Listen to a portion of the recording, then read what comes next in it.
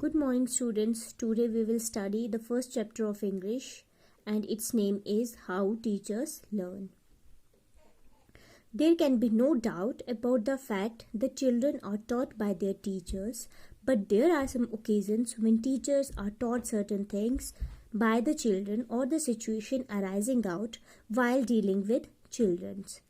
Students, इसमें कोई दो राय नहीं है कि जो टीचर्स होते हैं वो बच्चों को सिखाते हैं, बच्चे टीचर से सीखते हैं।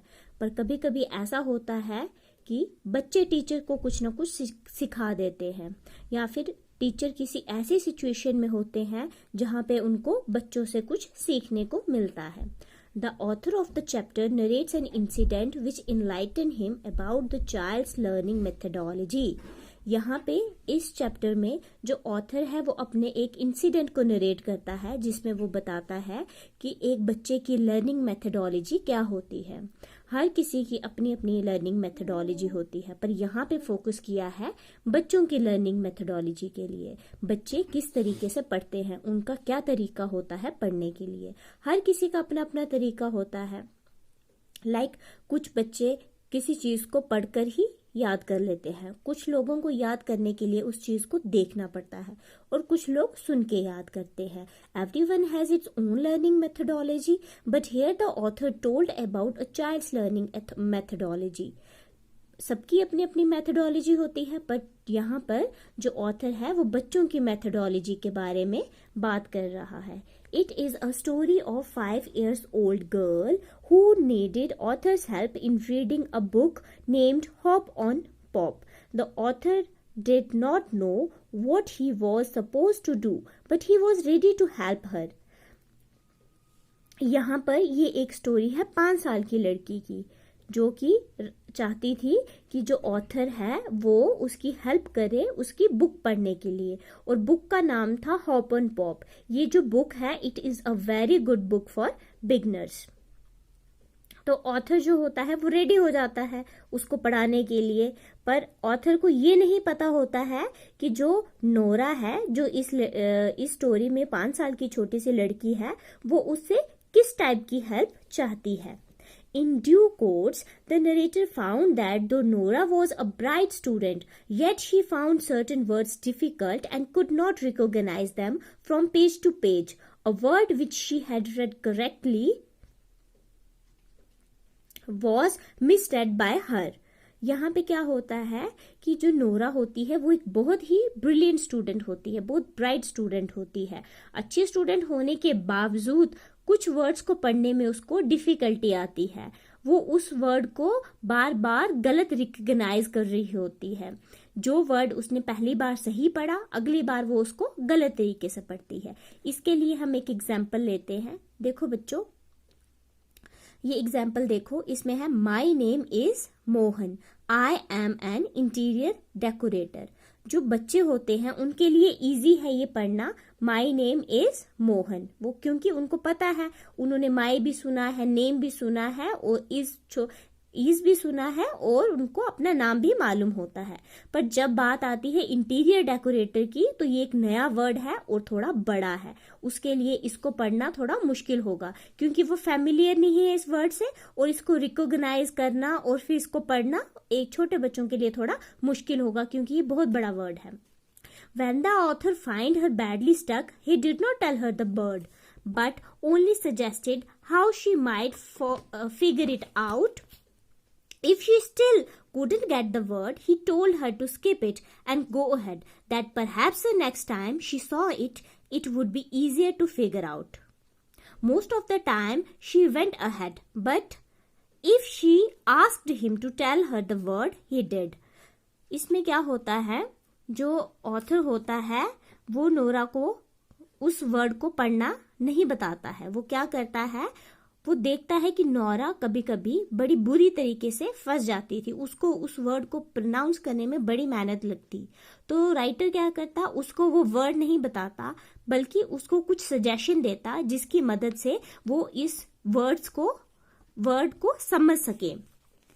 तो वो क्या कर सके, देखो बच्चों, फिर वो क्या करता है, वो बोलता है कि वो उस वर्ड को उसको स्किप करने के लिए बोल देता है, बोलता है कि आप इस वर्ड को छोड़ दो और आगे बढ़ो, कि हो सकता है अगली बार जब वो उस वर्ड को देखे तो उसके लिए ये आसान हो, it would be easier to figure out, उसके लिए आसान हो इस वर्ड को समझने के लिए। तो बच्चों यहाँ पे आपने नया वर्ड पढ़ा फिगर आउट। फिगर आउट का मतलब होता है अंडरस्टैंड, उस बात को समझने के लिए उसको टाइम मिले। Most of the time she went ahead, बड़ी बार वो सीधी आगे चली जाती थी, पर अगर वो राइटर को बोलती कि आप मुझे ये वर्ड बताओ तो राइटर उसको वो वर्ड का मतलब बता देता। The author felt annoyed as Nora was doing the same mistake again and again, but the author knew that she was not bluffing at all.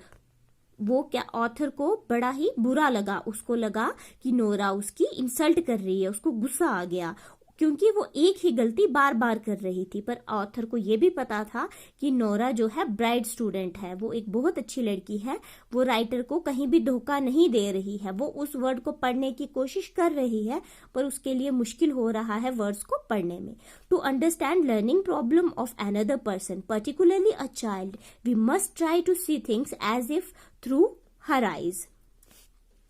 वो बोलता है कि अगर किसी भी बच्चे की कोई प्रॉब्लम अगर हमें समझनी हो, बच्चे की किसी की भी, अगर हमें किसी की प्रॉब्लम कोई समझनी हो तो हमें उसके नजरिए से देखना चाहिए, हमें खुद को उसकी जगह पर रख के देखना चाहिए कि वो चीज कितनी आसान है या फिर कितनी मुश्किल है। For a child who has only just seen the word for the first time it is not easy but hard. जो बच्चा पहली बार किसी वर्ड को देखता है उसके लिए उस वर्ड को देख के पहचाना इतना आसान नहीं होता है, उसके लिए वर्ड को समझना बहुत ही मुश्किल होता है। हम एक एग्जाम्पल लेते हैं, जैसे हम लिखते हैं ए फॉर एप्पल। सी देखो बच्चों यहाँ पे ए और एप्पल साउंड सेम है, अ। फिर वो बोलता है बी फॉर बॉल, तो बच्चों को पता है ब और ब उन्होंने इन दोनों वर्ड्स में इनके लेटर्स का कनेक्शन बना लिया।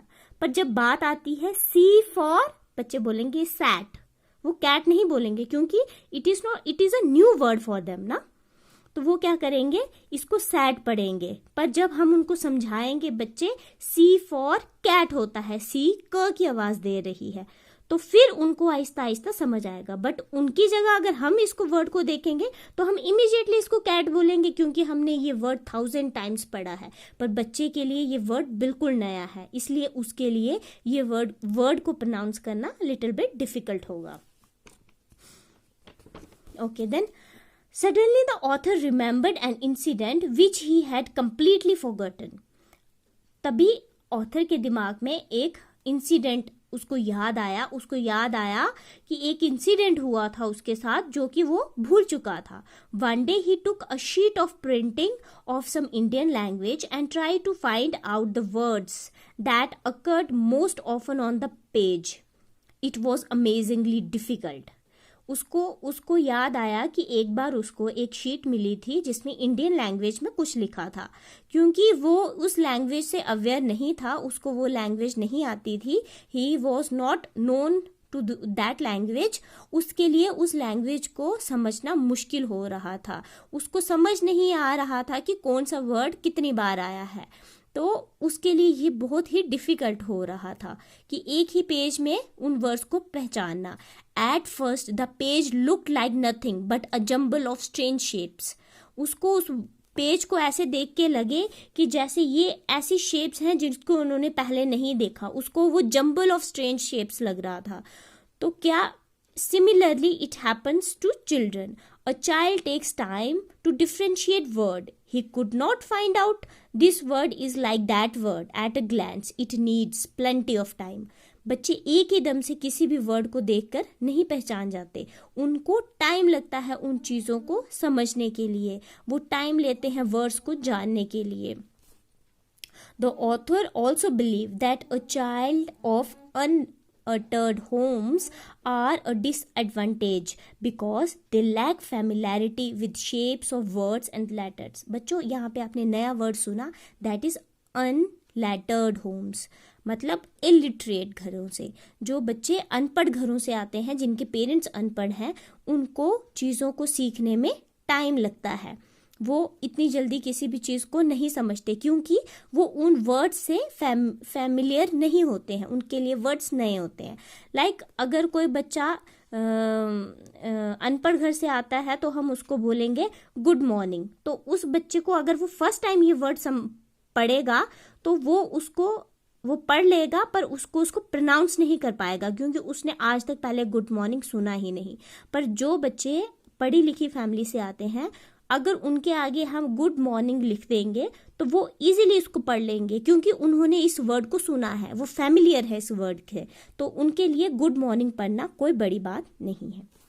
The author is of the opinion that child's formal instructions should begin only after he has given ample time to be familiar with the look of letters and words. In fact, looking at book and magazine by a child is a wise and necessary first step to read before giving him formal education. अब वो बोलता है कि जो अगर बच्चों को हमने फॉर्मल इंस्ट्रक्शन एक और नया वर्ड आया, फॉर्मल इंस्ट्रक्शन होता है बच्चों जो हम स्कूल क्लासेस में रेगुलर हमारा क्लास वर्क होता है, रेगुलर टीचिंग होती है क्लास में, उसको बोलते हैं फॉर्मल इंस्ट्रक्शन, जो हमारे स्कूल में बच्चों को पढ़ाई जाती है। वो बोलते हैं वो फॉर्मल इंस्ट्रक्शन शुरू करने से पहले बच्चों को एक अच्छा खासा वक्त देना चाहिए, ताकि वो वर्ड्स और लेटर्स को देखें और उनको समझें, उनसे थोड़ा सा फैमिलियर हो जाएं। जब वो किसी बुक और एक मैगजीन को देखते हैं फर्स्ट टाइम, तो वो एक वाइज और नेसेसरी फर्स्ट स्टेप होता है उनका, जो रीडिंग की तरफ होता है उनका, वो एक अच्छा स्टेप होता है। उनको फॉर्मल एजुकेशन देने से पहले ये उनके लिए होना बहुत ज़रूरी है। जैसे अगर हम बच्चों को पढ़ाते हैं, तो अगर हम एक बच्चों के सामने एक पिक्चर लगा दें, उस पिक्चर में आपने देखा है कहीं कहीं वो न्यूज़पेपर्स में होता है, पिक्चर बनी होती है और साथ में साइड पे कुछ लिखा होता है, वो पिक्चर को देखते हैं और अगर किसी पिक्चर को देख के उनको समझ ना आए कि ये पिक्चर क्या इंडिकेट कर रही है, तो वो ऊपर लिखा हुआ पढ़ते हैं। अब उनमें वो क्यूरोसिटी बनानी कि आप इसको पढ़ो, इसमें क्या लिखा है, वो पिक्चर्स को देखेंगे, फिर थोड़ा क्यूरियस होंगे, फिर उसको पढ़ेंगे। तो वो बोलता है कि बच्चों के लिए ये एक फर्स्ट स्टेप होता है। अगर वो किसी किताब की सिर्फ पिक्चर्स को देख रहे हैं तो वो उनका पहला स्टेप है, जो कि बहुत ही ज़रूरी स्टेप है जो बच्चे लेते हैं पढ़ाई की ओर बढ़ने के लिए, किसी भी चीज़ को रीड करने के लिए वो उसका फर्स्ट स्टेप होता है। So students, according to me, the central idea of this chapter is how a teacher makes his teaching effective by learning child's learning methodology. तो मेरे हिसाब से इसका जो सेंट्रल आइडिया था वो था कि एक टीचर कैसे अपनी पढ़ाई को, अपनी टीचिंग को, अपनी जो बच्चों को एजुकेशन देता है उसको, अपनी टीचिंग को कैसे इतना इफेक्टिव बनाए बच्चों की लर्निंग मेथोडोलॉजी को समझते हुए। Okay, now that's for the day. Next time we will do question answer of this chapter. Until then, take care and bye.